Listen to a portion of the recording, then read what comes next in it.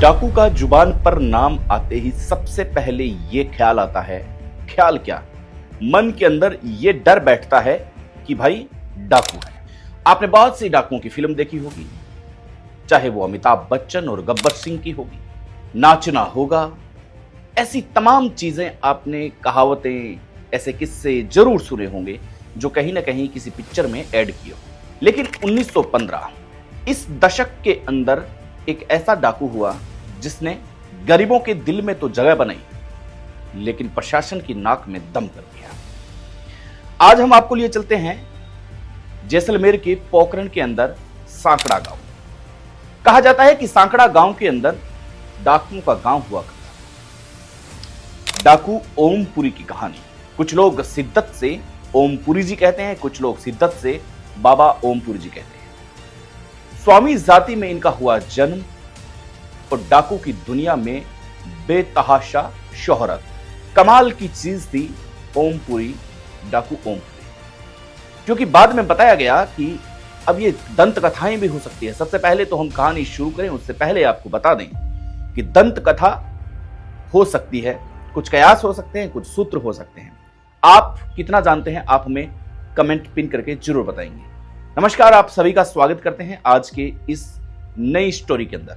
अगर आपने अभी तक सब्सक्राइब नहीं किया तो सब्सक्राइब कर दें, क्योंकि आपका जो प्यार है वो प्यार यहां देख रहे हैं, आपका कितना प्यार मिल रहा है हमें, इसलिए आपसे ये उम्मीद करते हैं कि आप एक प्यारी सी कमेंट भी कर दिया करें ताकि हमें हौसला और हिम्मत मिलती रहे। थैंक यू सो मच, बहुत बहुत आभार। चलिए शुरू करते हैं हम आज की इस कहानी को। गांव सांकड़ा पोखरण जैसलमेर के अंदर एक ऐसा डाकू हुआ जिसको कहा जाता है ओमपुरी। सबसे पहले ओमपुरी का किस्सा वो शुरू करते हैं कि जब इनके पिताजी का नाम हुआ करता था वो प्रतापपुरी हुआ करता था। आज पूरी एक कहानी है जो कहानी हम लेके आए हैं। प्रतापपुरी भी डाकू हुआ करते थे।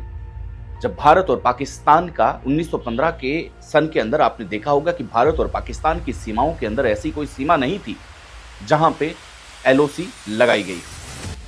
लेकिन उस वक्त भारत और पाकिस्तान एक था, लेकिन आज का जो हिस्सा है वो पाकिस्तान के अंदर है। प्रतापपुरी डकैती के मामले में ही पाकिस्तान की एक जेल में बंद हो जाते हैं।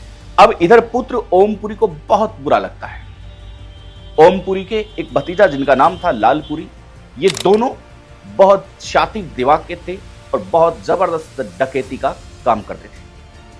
ओमपुरी ने कहा कि मेरे पिताजी जेल के अंदर बंद हैं और वो भी पाकिस्तान की जेल के अंदर। सबसे बड़ा टास्क है कि कैसे इनको छुड़ाया जाएगा। ओमपुरी लंबी कद काठी वाले इंसान, तगड़ी तगड़ी भुजाएं, लंबे बाल, चेहरे पर तेज जबरदस्त हाथ नहीं हथौड़ा। सनी देओल का वो डायलॉग आपको याद होगा कि ये 2.5 किलो का हाथ है कातिया। लेकिन वाकई में सनी देओल का हाथ 2.5 किलो का हो या नहीं हो, रियलिटी में डाकू कातिया हो या न हो, लेकिन ओमपुरी का हाथ 2.5 किलो का था। लोग तो कहते हैं कि 2.5 किलो का भी नहीं, 10 किलो का हाथ हुआ होगा। हाथ नहीं हथौड़ा था। ओमपुरी ये तय कर लेते हैं कि भाई अब तो मुझे पाकिस्तान की जेल से अपने पिताजी प्रतापपुरी को छुड़ाना, वरना उनकी तो नाक कट जाएगी, वो इस दुनिया में रहने और जीने लायक भी नहीं होंगे। ओमपुरी यहां से ऊंटों से रवाना होते हैं। जब रवाना होते हैं तो पानी का पूरा प्रबंध कर लिया जाता है कि रेगिस्तान का एक सफर है, पाकिस्तान के अंदर जेल के अंदर वो बंद है। करीबन 2 या 3 दिन का समय लगा होगा। तेज रफ्तार से बस एक सप्ताह है ओमपुरी के दिमाग के अंदर कि कैसे भी करके चाहे धरती फाड़नी पड़े लेकिन मैं अपने पिताजी को छुड़वाऊंगा। हथियारों का असला साथ में लिए ओमपुरी निकल पड़ते हैं पाकिस्तान की ओर। रेगिस्तान की वो सर्द हवाएं, वो उड़ती हुई रेत बार बार ओमपुरी से कह रही थी कि ओमपुरी आगे बहुत खतरा है, लेकिन ओमपुरी के दिमाग में सिर्फ एक लक्ष्य था। प्रश्न थे ही नहीं, सिर्फ एक लक्ष्य था कि भाई अपने पिताजी को, प्रतापपुरी को छुड़ाना है। जैसे ही प्रतापपुरी के नजदीक पहुंचते हैं, यानी कि उस जेल के नजदीक पहुंचते हैं, तो हाई सिक्योरिटी देख करके ओमपुरी की सांसें फूल उठती है। लेकिन ओमपुरी ने यह मन में ठान लिया था कि अब तो चाहे कुछ भी हो, इस जेल को तोड़ना पड़े, लेकिन प्रतापपुरी जो पिता हैं उनके, उनको छुड़ाना ही है। इधर प्रतापपुरी भी खनक सुन के समझ गए थे कि आज तो कुछ बड़ा होने वाला है, क्योंकि पहले के जो लोग थे वो काल्पनिक हवाओं का रवैया देख के बता दिया करते थे कि मेहमान कौन सा आने वाला है। ऊंटों को रोका जाता है जेल के बाहर। अब जेल के भीतर की रणनीति तैयार हो रही है कि कैसे इसके अंदर जाना है और कैसे अपने पिताजी को छुड़वाना है। कहा जाता है उस वक्त की ओमपुरी ने बाहर के सिक्योरिटी गार्ड को इधर उधर फेंक दिया था हवाओं में। जब वो जा रहे थे तो जेल के बाहर आपने देखा होगा कि हाई सिक्योरिटी रहती है, 8-10 के लोग तादाद में रहते हैं, लेकिन उनको चीरते हुए, फाड़ते हुए, 10-20 को ठिकाने लगाते हुए ओमपुरी उस जगह पहुंच जाते हैं जहां पे प्रतापपुरी बंद थे। अब सबसे बड़ा चैलेंज था कि इस सलाखों को कैसे तोड़ा जाए। सलाखों के अंदर प्रतापपुरी है, आंखों के सामने है, लेकिन उसको तोड़ा कैसे जाए, सबसे बड़ा प्रश्न था। लेकिन सिर्फ एक ही वहां पे जवाब था कि ताकत। आज ओमपुरी को यहां ताकत सिद्ध करनी थी कि भाई अपने पिताजी को छुड़वाना है तो इस जेल की दीवारों को तोड़ना होगा। लोहे की वो जालियां दोनों हाथों से पकड़ी और उनको तितर पितर कर दिया और पूरे चिथड़े उड़ा दिए। आप समझेंगे नहीं कि जब लोहे की वो छड़ें तितर बितर हो रही थी तब वहां पे खड़े सिक्योरिटी गार्ड के हाथ पांव फूल रहे थे कि ये कौन सा आदि मानव आ चुका है जो एक आदमी को छुड़ाने के लिए किसी मशीन से कम नहीं है। जबरदस्त तरीके से जेल की सलाखों को तोड़ दिया और जैसे इस जेल की सलाखें टूटती है, प्रतापपुरी बाहर आते हैं और अपने पुत्र का ये साहस देख करके उनका दिल गार्डन हो जाता है। जब बाहर निकलते हैं, बाहर निकलने के बाद में ऊंटों पर सवार होते हैं और तेज रफ्तार से वापस जैसलमेर की उस धरती के अंदर सांकड़ा गांव के अंदर आते हैं। ये तो इनका एक किस्सा था जेल से अपने पिता को छुड़वाने के लिए। लेकिन कहा जाता है कि ये जुल्मी डाकू, बड़े सेठ जो ब्याज लेते थे, उनको लूटा करते थे और लूट करके गांव के लोगों को, गरीब लोगों को ये धन बांट दिया करते थे। इसलिए ओमपुरी को आज भी कई लोग हैं जो शिद्दत से मानते हैं, उन्हें पूजते हैं। सांकड़ा गांव के अंदर एक ऐसा कुआं, एक रीति थी कि इस कुएं का जो पानी है वो पानी हर एक बच्चे को पिलाया जाए ताकि उसमें डाकू और हिम्मत वाले गुण आए।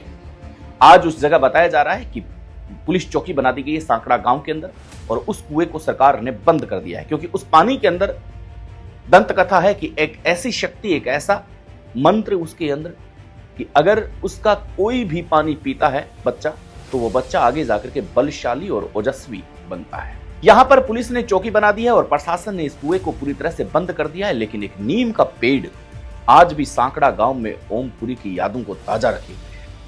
वो नीम का पेड़ उस वक्त भी हुआ करता था, कहा जाता है, दंत कथा है कि जब भी धूप से डकैती करके ओमपुरी आते थे तो ओमपुरी इसी पेड़ के नीचे विश्राम किया करते। बहुत पुराना पेड़ है जिसका वो बखान भी क्या करते थे कि भाई कोई छांव मुझे दे न दे, लेकिन ये जो नीम का पेड़ है ये मुझे छांव देता है। चलिए, अब सांकड़ा गांव में बहुत किस्से चले, बहुत बातें चली कि भाई कितने डाकू रहते हैं। छोटे मोटे डाकू तो अनगिनत डाकू हुआ करते थे जिनकी कोई सीमा नहीं थी, हर एक घर के अंदर डाकू थे। लेकिन गरीब लोगों पर ये जुल्म नहीं किया करते थे ओमपुरी। और सबसे बड़ी बात यही थी कि गरीबों का मसीहा था। अब इसके अंदर हम बता देते हैं आपको कि कद इतना लंबा था, गर्दन का जो ये हिस्सा है ये सेफ, ये कम से कम 10 उंगल का इसके अंदर गैप था। 10 उंगली ऐसे, जैसे अभी मान लीजिए सामान्य तौर पर 4 या 5 आती है, तो उनका जो कद काठी थी वो करीबन 10 उंगली जितनी थी।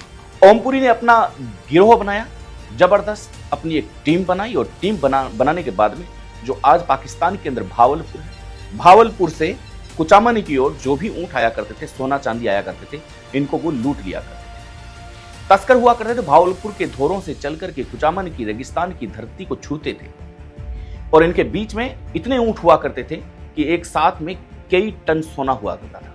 लेकिन उनको लूटने का प्रयास सिर्फ ओमपुरी ही किया करते थे। सबसे बड़ी खास बात है कि ओमपुरी इस सोने के ढेर को अपने लिए काम में नहीं लेते थे। ओमपुरी इस सोने के ढेर को उन गरीब लोगों में बांट दिया करते थे जो जरूरतमंद हो, विधवा महिला हो, माताएं हो, बहनें हो, इन लोगों को बांट दिया करते थे। इसलिए ओमपुरी की ये जो फौज थी ये बहुत तगड़ी थी और लोग इनका कहना भी मानते थे। लेकिन सरकार की नजरों में एक डाकू थे और सरकार की नजरों में एक डकैत जो कि किसी भी वक्त किसी भी धनाढ्य व्यक्ति को धमका सकते हैं। चलिए, अब हम आपको वो सिलसिला बताते हैं कि चंपा मेथी ने, जो एक बहुत ही जबरदस्त गायिका है, चंपा मेथी ने अपने कई भजनों के अंदर ओमपुरी का बखान किया है। चंपा मेथी ने अपने गाए हुए गीत के अंदर ओमपुरी की पूरी जीवनी को दर्शाया है। तो ये सबसे बड़ी बात है कि लोग इनको पूछते भी हैं। लोग इनको 16 साल की उम्र में जब वो अपने पिता को छुड़वाते हैं पाकिस्तान की जेल से, तब ये आसपास बात फैल जाती है कि भाई ओमपुरी एक जबरदस्त लड़ाका है और ओमपुरी से मुकाबला करना सोचना भी दूर की बात है। भला 16 साल की उम्र में कोई कैसे ही अपने पिता को छुड़वाएगा। 16 साल की उम्र में लोग पेंसिल से खेलते हैं, लोग आइसक्रीम खाते हैं, लोग गन्ने का जूस पीते हैं, लोग न जाने क्या क्या करते हैं, लोगों के पास शॉपिंग करने के तरीके होते हैं। लेकिन अगर उस वक्त उस जमाने की बात करें तो 16 साल की उम्र में लोग, बच्चे जो हुआ करते थे वो मिट्टी के घर बनाया करते थे, बच्चे जो हुआ करते थे वो टायर से काट के एक साइकिल बनाया करते थे। उस वक्त के बच्चे ऐसे काम किया करते थे। जब तक वो 22, 23 साल, 25 साल का न हो जाए तब तक उसे समझ नहीं आती। लेकिन आज जमाना कुछ और है। आज 10 साल का बच्चा भी बहुत अच्छे से समझता है। लेकिन 16 साल का बच्चा जो उस वक्त नादान समझा जाता था, वो ढंग से कपड़े पे नहीं पहन सकता था। अपने पिता को छुड़वाना, वो भी पाकिस्तान की जेल से, और अगर ऐसा उसने कर बताया तो फिर आसपास के लोग उसे मानने और जानने लगे थे कि ओमपुरी नाम की भी कोई चीज है।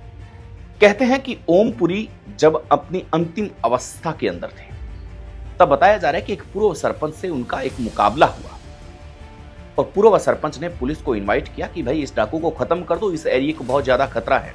कहते हैं कि वो प्रधान भी रहे।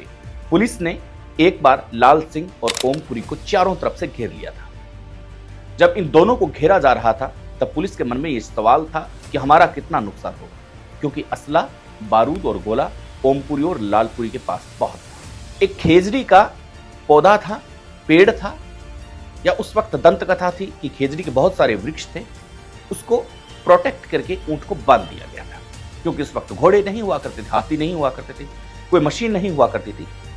सरकारी गाड़ियां, इक्की दुक्की गाड़ियां जो पुलिस प्रशासन के पास रहती थी, बाकी किसी के पास मोटर व्हीकल नहीं हुआ करता था, क्योंकि उस वक्त सड़कें भी तो नहीं हुआ करती। जब ऊंट को खेजड़ी से बांध दिया जाता है तब इसके बाद में ओमपुरी और लालपुरी गोलियों पे गोलियां बरसाना शुरू कर देते हैं। कहते हैं कि एक गोली ऊंट को लगी और ऊंट चिल्लाने लगा, ऊंट बेहोशी की हालत में चिल्लाने लगा। ऊंट की उसी आवाज को प्रोटेक्ट करके पुलिस वाले लगातार उनको गोलियों पे गोलियां चला रहे थे। इधर ओमपुरी और लालपुरी भी गोलियां चला रहे हैं। अब लालपुरी खतरे में थे, क्योंकि लालपुरी का जीवन बहुत खतरे में था, क्योंकि ओमपुरी से छोटा था। इसी बीच ओमपुरी चाहते थे कि लालपुरी यहां से चला जाए ताकि पुलिस की मुठभेड़ में उसे कोई नुकसान ना हो। लेकिन एक गोली ओमपुरी की यहां पे शोल्डर पे आके लगती है। तब ओमपुरी लालपुरी से कहते हैं कि अब तुम जा सकते हो, तुम ये सोना चांदी लेके जाओ और जितने भी गरीब है उस पर बांट देना, और इस ऊंट को भी तुम लेके जाओ, इसकी गोली बाहर निकालो। और ये मेरा साफा है जिसको कहते हैं सर की पगड़ी, ये पगड़ी तुम घर पे जाके दे देना और बोल देना कि अगर आया तो ये पगड़ी वापस पहनी जाएगी, और अगर नहीं आया तो इस पगड़ी की हमेशा लाज रखना, इस पगड़ी को झुकने कभी नहीं दूंगा। लालपुरी ने ओमपुरी का आदेश माना और वहां से निकल गए। अब जैसे ही निकलते हैं, लेकिन लालपुरी के मन में एक कयास था कि ओमपुरी को कोई मारने वाला पैदा हुआ ही नहीं, तो उन्हें इस बात की चिंता नहीं थी कि आगे चल के क्या होगा। लालपुरी सांकड़ा गांव में आ चुका था, पगड़ी थी वो दे दी थी पूरा सांकड़ा गांव। अब इस उम्मीद में कहते हैं कि बाट जो रहा था, रास्ता जो रहा था, रास्ता देख रहा था। राजस्थानी में कहावत है कि बाट जो के थक गए, वही यहां पे सिंपल कि रास्ता देख देख के तक के नैन थक गए कि कब ओमपुरी आए। लेकिन ओमपुरी को अब खतरे का आभास हो चुका था, इसलिए अंतिम जो गोली थी वो गोली अपने आप को मार दी, क्योंकि ओमपुरी का यह सोचना था कि वो कायर नहीं है। उन्होंने डट के मुकाबला किया, लेकिन मरेगा तो शेर अपनी गोली से मरेगा, क्योंकि सामने पुलिस के जवान हैं। पूरी तरह से ओमपुरी घायल हो चुके हैं, उनके पास अब गोलियां और बारूद की भी कमी हो चुकी है। ऐसे में क्या किया जाए? किया वही जाए जो दिमाग सोचे। एक गोली खुद ने खाई और उसके बाद में ओमपुरी ने यह संसार छोड़ दिया। लेकिन पुलिस वालों की हिम्मत देखिए कि वो पूरी रात ओमपुरी की बॉडी के पास नहीं जा पाए।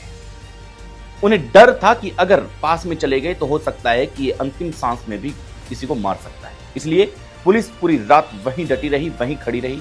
जैसे ही सुबह सूरज की किरण उगती है तब पुलिस वाले वहां पहुंचते हैं और ओमपुरी की बॉडी को फलोदी में लाया जाता है। उनका पोस्टमार्टम पीएम करवा के परिवार वालों को सौंप दिया जाता है। और यह दंत कथा है कि डॉक्टर बताते हैं कि सामान्य जो व्यक्ति होते हैं उनके दिल का वजन एक सामान्य नॉर्मल होता है, लेकिन सामान्य व्यक्ति के दिल के वजन से ज्यादा 10 गुना ओमपुरी के दिल का वजन था। जब अंतिम संस्कार होता है तो बहुत से लोग आते हैं, ऐसे गरीबों के मसीहा कहा जाने वाला एक डाकू, एक डकैत का अंत हो चुका था, लेकिन जो लोगों का प्यार था वो देखते ही मिलता था। चलिए, आपको आज की इस कहानी से क्या सीख मिलती है ये भी हमें जरूर बताइएगा। और आप इस कहानी के बारे में क्या क्या जानते हैं ये भी आप हमें जरूर बताइएगा। कमेंट पिन कीजिए, सब्सक्राइब कीजिए और शेयर जरूर कीजिए, क्योंकि मिलते हैं हम नेक्स्ट वीडियो में। तब तक के लिए नमस्कार, जय हिंद।